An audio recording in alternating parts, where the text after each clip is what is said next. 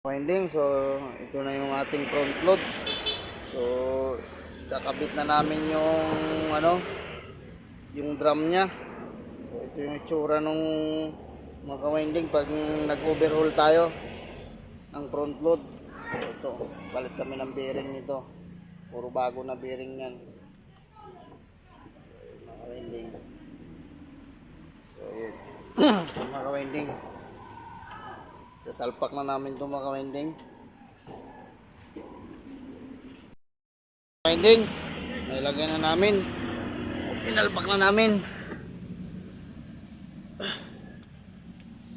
Yan.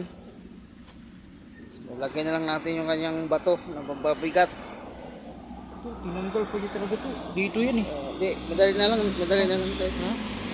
Madali lang. Talaga natanggal eh. Bitan na natin.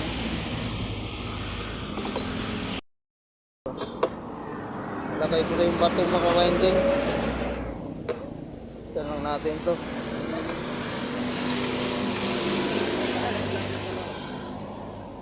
Hindi yan tayo. Kailangan magaspang.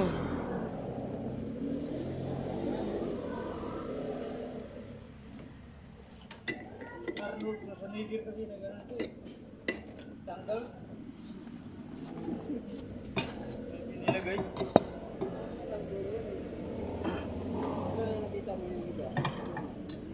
Kailangan mahigpit ang lagay natin ito mga kawinding.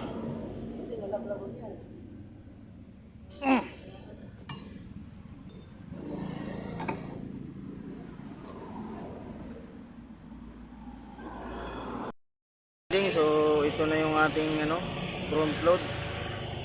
So wala na siyang kaingay-ingay mga kawinding. So napalitan na natin tong bearing.